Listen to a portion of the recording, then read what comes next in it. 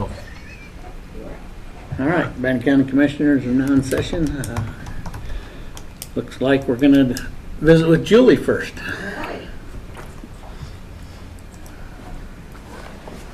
Bannock County Elections Administrator Julie Hancock here to canvass the votes. I have some stuff. I apologize for how late these came in to you. Probably haven't had a chance to look at them too much, the numbers. Didn't get this report until 4:30 on Friday. The state's changing stuff, so it's going to look a little bit different than what you're used to looking at. Same stuff that's in the packet, though. Yeah. Yeah. And then those are. I looked at it this morning. Did you look at them? Pretty interesting, huh? It is. We have to sign all these things?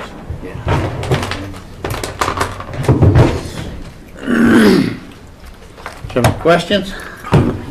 Nope. 20% Yeah. voter turnout. Yeah, that's pretty dismal. We did roll out, it was a perfect time to roll out the electronic poll book, though. So our poll workers get used to how they worked, have a little bit of a lower turnout, so they could really see what the intent is on those things. And we had our, I guess you'd call it a dashboard. We put it up on the two big TVs. And so all of us at any point could look at the TV and say, here's how many people have voted. We could look at every individual precinct, how many ballots they've issued. We can tell if they're not communicating with us, if they need to plug them in. So I'll say, plug your e-poll book in, that sort of thing. And so it's the data that you can glean from these is unbelievable. So it was good. Can you just briefly explain what the electronic poll books do and don't do for the sake of the public's? Yeah, anytime you throw any kind of electronic thing at an election, I think people get a little bit worried about that. But these books are, they talk to each other and they talk to us, like pinging information every 60 seconds back to us. And so, just for an example, when I had a group of 3 training them, they each one had one, and we picked the precinct that I live in to put the training data on. And so I gave them all my driver's license, and you hold it back in the back, and it will takes the barcode off the driver's license, and your information comes up automatically, which is a lot quicker than looking through a paper poll book to find somebody's name. So my information came up, my information came up, my information came up on this one, and then the lady in the middle was a little bit quicker, and she was like, oh, wow, and she processed the voter and issued the ballot and saw that I voted. By the time this one, within 20 or 30 seconds, okay, process voter, okay, I get it, issue the ballot, it said that I had already voted. Because this one, I voted on this one, and this one, within 20 or 30 seconds, said that I already voted. So if we have a situation where somebody mails their ballot to us and then tries to go to the polling place on election day, if they go vote at the polling place, we can spoil their ballot right there. But then if we get that ballot in the mail and try to process it, within minutes, it'll tell us that they've already voted on election day instead of by mail. So this actually reduces the potential for voter fraud. It almost practically eliminates it. And then when you look at, something that throws the integrity of an election off is allowing someone to vote on something they shouldn't be, or not allowing them to vote on something that they should be, or, the other way around.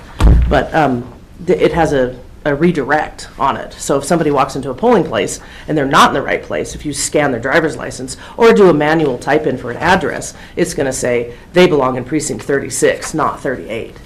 And so when you're looking at differences of 3 legislative districts, school zones, cities, all of those different crisscrossing boundary lines, it's going to redirect them to the exact precinct that they need to go to, instead of voting in the wrong precinct, which has always been a problem. So then you can also text them the address and the name of the location, and a Google map, if you have an iPhone, will come up on their phone and direct them right exactly to the place they need to go. And there's no ballot information coming across at all. The ballots, they're going to get a paper ballot. They're going to put it in that box, and there's no ballot information being transmitted. That comes right to you guys at the end of the day. Right. Yep. That's right. So it's just the voter database that's on there. Right. Directing people to the proper location, not allowing somebody to vote multiple times. That hasn't been a huge problem, but it's happened with people that, a couple got their ballots from Arizona and then voted on election day here in 2020, I think. So they essentially voted twice, but we knew about it because there's a cross communication within states, the interstate cross check, I think it's called. And so last time I looked, only 29 states participated, but you're sharing information between states, and so that, if that does happen, you take everything to the prosecuting attorney, Yeah, So, thank you. So it seemed like each precinct was in earlier than normal? oh yeah. Was that part of the poll books? Yeah, so when you get to the end of the night and you have the two poll books, you log out of both of them at the same time, which is basically ending the election. 8 o'clock, polls are closed, right? So they end it, and then the two books sync, and then they bring up everything that they've issued. And with 5 different ballot styles, the Constitution, Libertarian, Republican, Democrat, and the nonpartisan, and then any ballots that they may have spoiled, and those two books match at the end of the night because they've talked to each other, and then that's their balance, and then they look at that total. Okay, I was issued 100 Republican ballots. I gave out 50. I should have 50 unvoted ballots left. So that's their checks and balances at the end of the night. And they don't have to go through that paper poll book counting signatures anymore. So, yeah, they all kind of came in at the same time. Yeah, it's actually going to change the way that we do our check-in moving forward. We haven't come up with a firm plan, but it's always been fine for us to have 3 or 4 high school kids come help the ladies or whoever, the poll workers, carry in all their equipment. That's not going to work anymore. We're going to have to figure something out because everyone close showed up at the same time. Yeah, and when you have 57 of them checking in and you have like 30 or 35 coming in all at the same time in that, I mean, I think our office is pretty big, not election night. It seemed really tiny. We'll come up with a new process for checking them in. Well, and I've always said, every election is an opportunity to be better.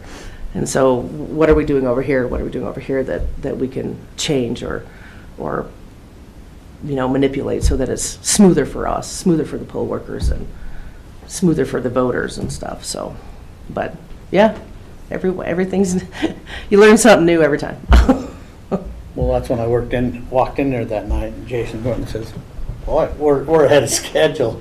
And so it's utilizing and saving a lot of time and for all your workers, actually. Yeah. And then balancing on the backside for you was easier, right? Yeah, because everything is just automatically goes in, and we used to have to hand wand the barcode, ding, ding, ding, every signature to get voter history into the system. And now we still have balancing to do because we want to make sure that the e-book matches our system.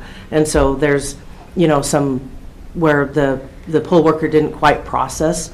So we have a receiving poll book at the can that's paper, and they check mark or write in a new registration. They check mark every time somebody puts and says so-and-so has voted. So that's our double check. If we've got, they didn't go through the whole process and they accidentally hit home instead of issue ballot. So now we've got a ballot out, but not a voter in the system. So we go to that second book, say, oh, there's a check mark. That person actually voted. So we can give them voter history. Now we match. Any other questions? Appreciate all the work you guys do. Oh, thanks. It's fascinating and good job. Oh gosh, we feel like we were so excited the whole day. We just kept looking at that TV and looking at that TV. And Shelby with the Idaho State Journal called. He's like, what's your turnout? And I'm like, 15%, 6,095 voters. And he's like, what? I was like, did you just pull that out? I was like, no, I'm looking right at it, Shelby. Come do a story on these things. They're amazing. That was cool. So, yeah. Very cool. Motion? Mr. Chair, I would move that we accept the canvass of votes as presented. Thank you. We have a motion. All in favor, say aye. Aye. Aye. And thank you. We really do appreciate all that you do over there. Thanks. I mean, there's so much that happens that people don't see. But you did have the camera there on election day too. Yeah, we did. It was interesting also. Well, and we had such a good team, like with Tasha and Carrie and Jason and Greg and all, just so willing to, hey, can somebody run to Red Lion? And they just, I'll go, Jason, I'll go. go help them out there, help them make their jobs a little bit easier, whatever we can do. But to have that team in place, like, I haven't had that for a lot of years. We did a lot of it by ourselves without a really active group of people that were there helping us. And so to have that team and to be so knowledgeable about these e-poll books and everything that has to happen on election day, to have that team and just to be able to say, can you go here, can you go here? So that I can stay and field phone calls, you know, so, yeah, I'm super thrilled. Well, we sure appreciate it. Thank you. Well, thank you. I appreciate you guys. I feel the support. Thank you. Thanks. All right, Shanda, buddy. Oh, here.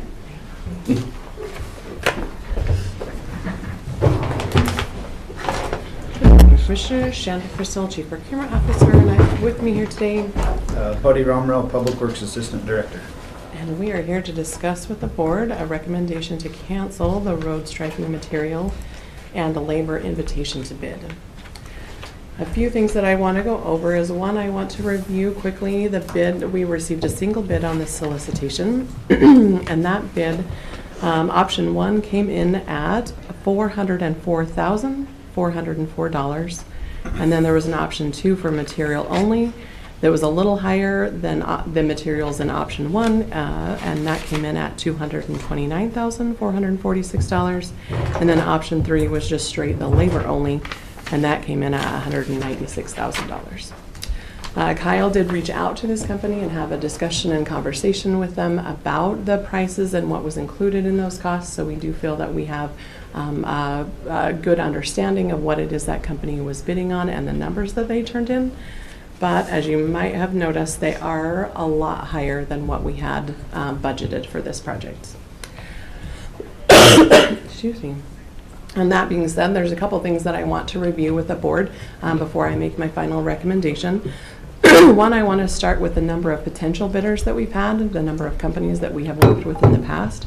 There were 5 companies that we have used historically that we sent out the bid to all 5 of those same companies, as well as posted it on Bonfire. So we do feel that we had a good pool to gather bids from, but we did only receive one back in from a company out of Ogden, Utah, was the company that bid. The second thing I want to review. Is that a company that we'd used in the past? No. Okay. Which Thank is you. great to gather in new folks, right, that are interested in doing work with us. I don't feel that we had concerns that whether or not they would be capable of doing the job, just the price tag that came along with them doing the job was a big concern for us as we reviewed this. I have another question. Did you guys, have you had any conversations with the other 4 companies about why they did not bid on this contract? I spoke with Curtis Clean Sweep, that's who we used last year, and he had some concerns with the way that we wanted to bid out the project, which I was kind of confused on. What we had asked is, we'll bid it 3 different ways. We'll bid it with just labor, we'll bid it with just material, so glass beads and paint, and then all 3.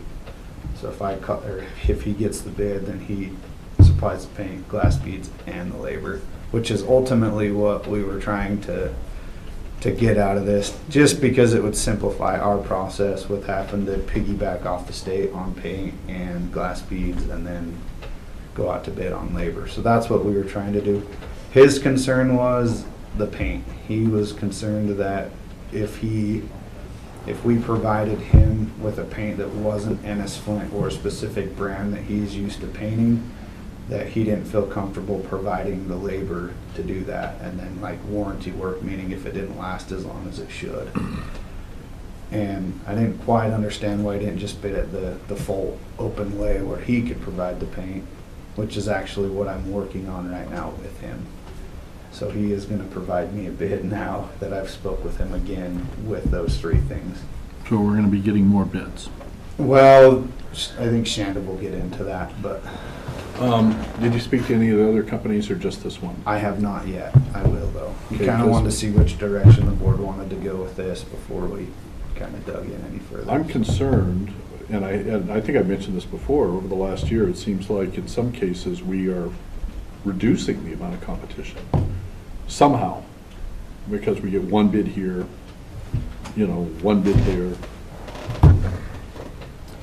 Yeah. COVID has definitely changed the landscape.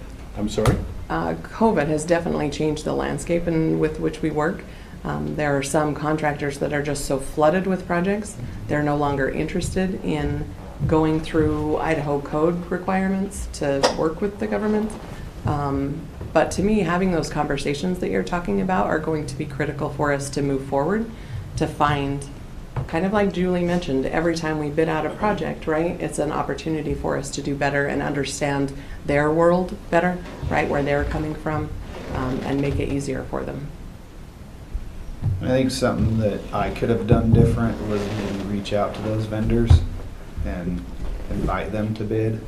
I mean, they were aware of it, but maybe let them know and be more specific on what we're asking. I think that probably could have helped with Curtis. But on the flip side, I kind of felt like if there was an issue, they should have reached out to us. So I guess maybe for next time, we could definitely do that. But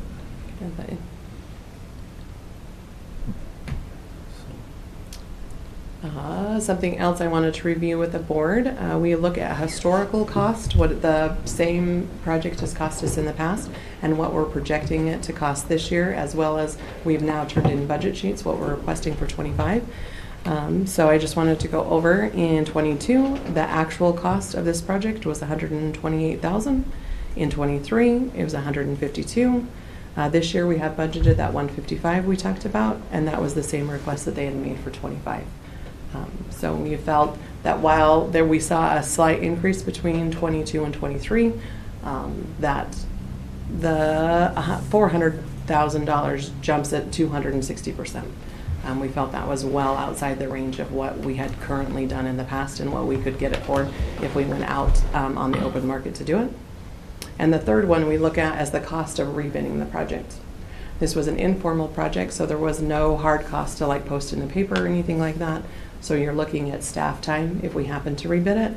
But the more critical piece of that is going to be the cost of delaying the project. And I'd like Buddy to speak just a little bit to that.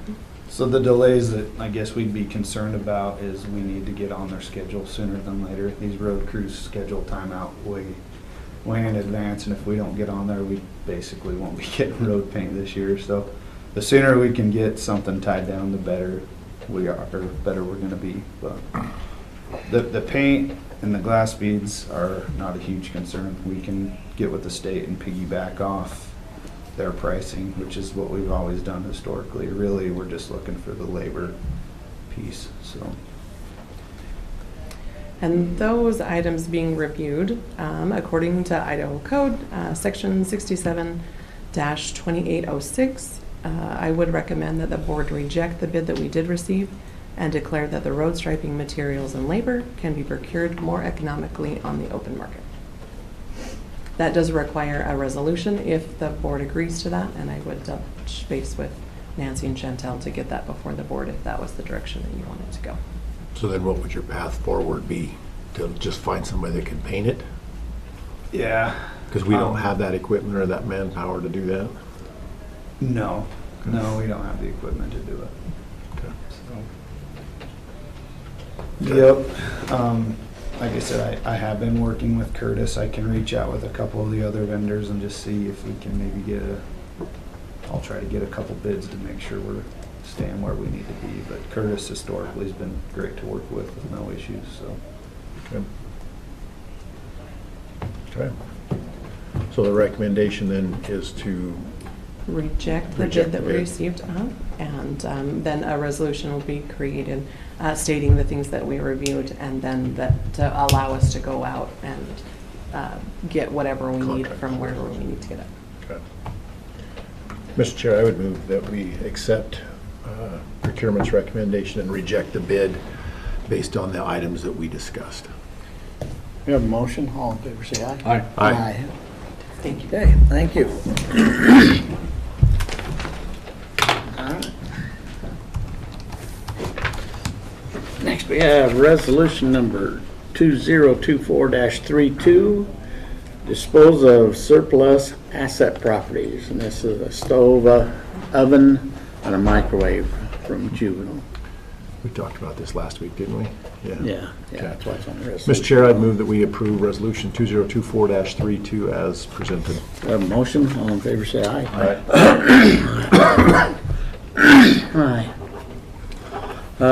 Under signature only, we have an open-end lease, and this is the trucks for the sheriff's office. Food service agreement for juvenile to get food from the jail, and then a tax cancellation request from the assessor's office, and then a contract to provide law enforcement for the city of Lava. This is overtime law enforcement, not the regular contract.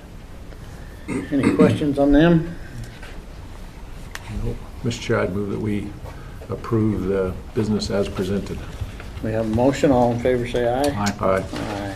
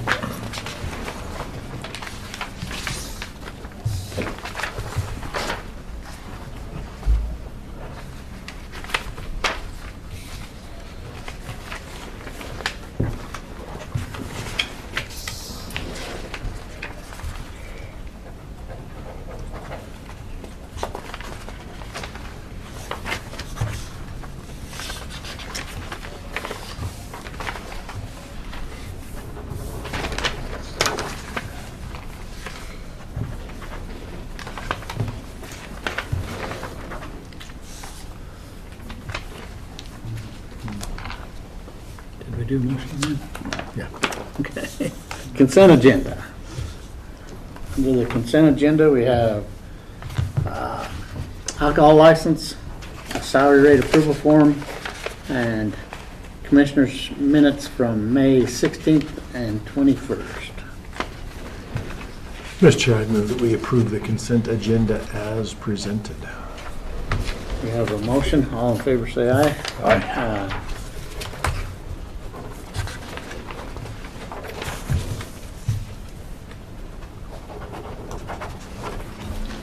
And Mr. Chair, before we adjourn, if I could have a second. Yep. Mr. Chair, I would like to take just a moment and publicly thank Melissa Hartman and all those that participated in the Field of Heroes this weekend. It was a beautiful weekend, another successful event, and I just want to recognize the time and effort that goes into that to support and honor our veterans. So thank you to all those involved. I agree with that 100%. What about you, John? Yeah, I think I agree. It is an amazing facility, and I don't know. I cry every time I go out there. That's all I can say. So, thank you. With that, we'll be at recess until 10 o'clock.